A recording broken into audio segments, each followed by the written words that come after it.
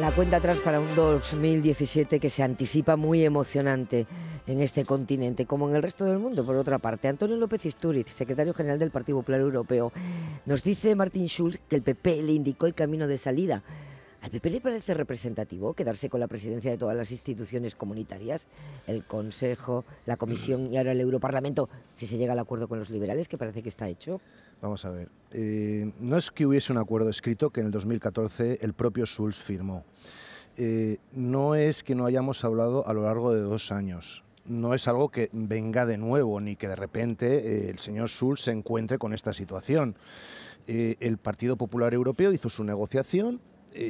Bueno, nos enfrentamos a la situación en la cual la segunda parte del Parlamento, según ese acuerdo que teníamos con el Grupo Socialista, le tocaba ahora al Partido Popular Europeo. Desgraciadamente, pues el Grupo Socialista no ha seguido esa línea. Fueron ellos los que en el 2014 eligieron la alta representante Federica Mogherini, rechazaron por indicación de Matteo Renzi la presidencia del Consejo para Enrico Letta. No sé si se acordarán, que nosotros al final pues lo acogió Donald Tusk, el ex primer ministro de Polonia.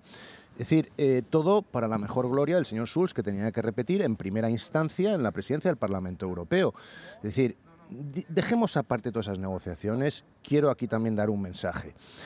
Parte de ese acuerdo, que por cierto Griselda Pastor ha mencionado, incluye a todas las fuerzas, por supuesto, proeuropeas. Indudablemente el Partido Socialista Europeo está a los oyentes que se hayan incorporado, porque una parte del texto que contaba Griselda de ese acuerdo dice es un acuerdo de los europeístas, como si todos los que se quedaran fuera del acuerdo no lo fueran. A eso se refiere ni muchísimo menos, ni muchísimo menos. Desde luego, como secretario general del Partido Popular Europeo, lo puedo decir ahora mismo.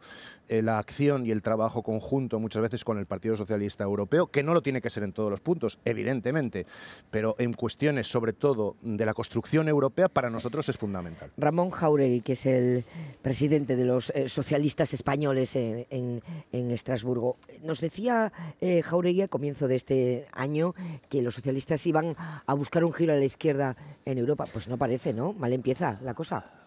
Bueno, no, empieza mal porque el Partido Popular se negó a que Martin Schulz, que es efectivamente un referente socialista muy importante, pudiera prolongar lo que llamaríamos una estabilidad institucional junto a Juncker.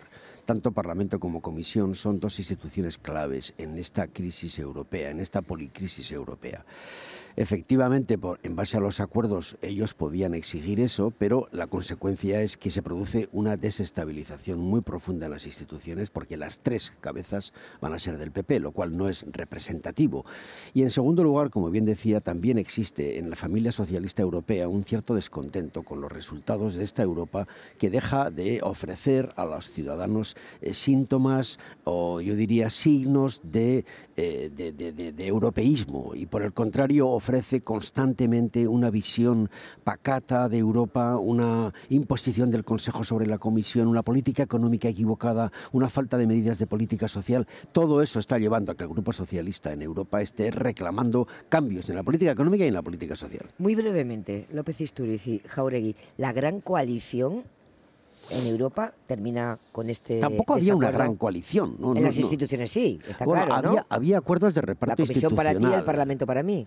Bueno, ese acuerdo existía, sí. Eso está roto a partir de este momento, si sale en las condiciones en las que estamos conociendo el acuerdo. Sin ánimo de alargarme, para que lo brevemente, para que lo entienda el oyente. Sí. Este Parlamento está cambiando como todo. Desde que entró en vigor el Tratado de Lisboa, este Parlamento ahora es político. No queríamos los ciudadanos y los propios diputados que este Parlamento fuese más político, pues esto es lo que hay ahora. Ernest Urtasun, eurodiputado de Iniciativa per Catalunya, que está en el grupo de los Verdes. Los Verdes habían planteado quizá apoyaríamos al candidato socialdemócrata a cambio de que nos sometieran a votación en el Pleno el CETA, el acuerdo comercial con Canadá, hasta que se pronuncie el Tribunal Europeo. Bueno, pues no va a haber ocasión, ¿no? Esta es la impresión que desde fuera da, que están ustedes aquí todos, en pequeñas peleas de grupo, y que luego la dinámica va por otro sitio siempre. Bueno, yo creo que hay que pensar en grande, hay que pensar de este proceso cómo sale el Parlamento como institución. Entonces yo sí que creo, nosotros hemos criticado mucho el funcionamiento de Gran Coalición, porque los propios candidatos de los grandes grupos lo han reconocido estos días, prácticamente existen órganos paralelos en esta casa donde se cocina todo antes de la reunión oficial.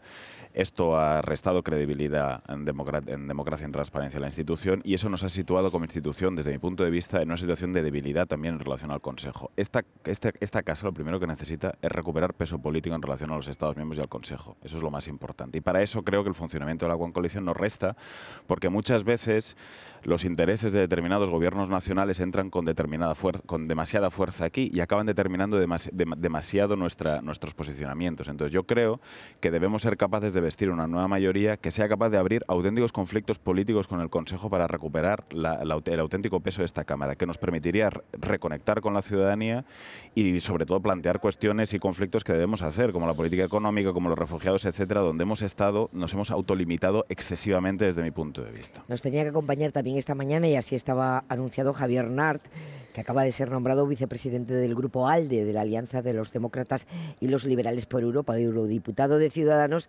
pero está negociando ese acuerdo que nos anticipaba Griselda, y a última hora de la noche de ayer nos anunciaron que no podría estar con nosotros. Ustedes tienen de compañeros aquí a dos de los primeros políticos que felicitaron a Trump, a Marine Le Pen y Nigel Farage. Los populismos eurófobos han encontrado pues un aliado al otro lado del charco, y no cualquiera, el presidente de Estados Unidos. Hay que elaborar una estrategia propia, empiezo por Urtasun ahora, europea, frente a un presidente de Estados Unidos que anuncia nuevos Brexit, que dice que el Brexit es genial, o que amenaza a la industria automovilística alemana si invierte en México. Debería ser el momento de dar determinados saltos que hace años que deberíamos haber dado, y particularmente una política exterior más reforzada y hablar con una voz única en Europa. Más cooperación en defensa, lo cual no significa mayor gasto, como dicen los grandes grupos, sino al contrario, racionalización.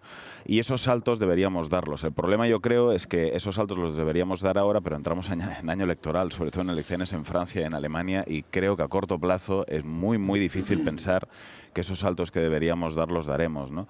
Pero en cualquier caso, es verdad, si vamos a ir a un escenario como parece además, porque todas las previsiones parecen indicar que Trump cumplirá lo que ha dicho en campaña, no va a haber una diferencia muy grande entre el Trump presidente y el Trump candidato, y si vamos a ir a una situación de retirada y de Estados Unidos del mundo, de que se termine un poco la cultura del wilsonianismo en Estados Unidos, esos saltos pues sería bueno que Europa los diera, ¿no? Y ganar cierta autonomía en política exterior, cosa que no hemos tenido en los últimos años. Si Trump refuerza la posición de Putin en Rusia, con el Reino Unido fuera de la Unión, con Estados Unidos mirándose a sí misma y más aislada, cambian, Jáuregui, claramente sí. las prioridades europeas. Absolutamente. Yo pienso que estos parámetros nos obligan a una reflexión muy profunda para casi refundar Europa. No tengo un verbo mejor.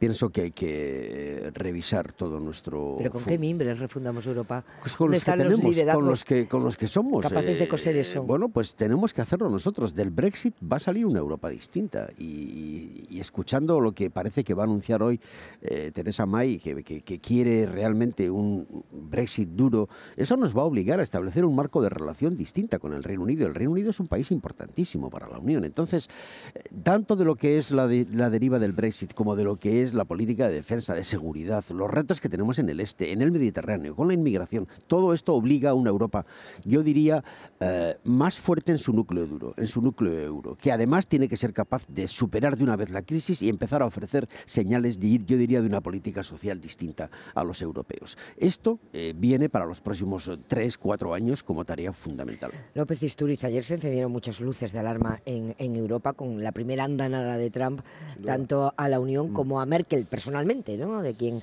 criticó la política de asilo. Ella responde con diplomacia y mano izquierda, esperar que tome posesión, y el el diario ABC cuenta hoy que incluso le ha pedido una reunión. La actitud de la canciller es la que debemos tener. El populismo tiene su horario, su estrategia, su programa, nosotros tenemos el nuestro. No vamos a caer en su programa. Compañeros míos no son ni Nigel Farage ni Marine Le Pen. Compañeros míos son el señor Jáuregui y el señor Urtasun. Nos une un proeuropeísmo desde la diferencia ideológica o incluso en algunos casos desde la diferencia de cómo estas instituciones pueden ser gobernadas o no. Yo sí creo que hay una gran democracia en estas instituciones y sí creo que estamos yendo por el buen camino para que haya mayor responsabilidad política y presencia política en este Parlamento, así nos lo da el Tratado de Lisboa. Lo que está ocurriendo con esta elección hoy es testimonio de eso. Antaño las elecciones eran bastante más fáciles, estaban consensuadas, actualmente nos enfrentamos a muchos candidatos y creo que tenemos mayor poder político. El señor Trump, quiero decir con eso que nosotros tenemos que trabajar democráticamente, porque estos señores han sido elegidos democráticamente, nosotros democráticamente trabajar contra los populismos y dar alternativas reales. Yo le agradezco a los tres esta mini tertulia. Se tienen que ir al pleno, qué lástima. Se tienen que ir al pleno porque a las 9 les llaman. Están sonando ahora mismo, está sonando el timbre que les llama al pleno para la primera votación, para escuchar a los candidatos. Nosotros seguimos aquí. A las 9 les contamos la primera votación. Tenemos la entrevista con Schulz y a continuación tertulia con los periodistas acreditados en Bruselas y en Estrasburgo para irles contando el devenir europeo.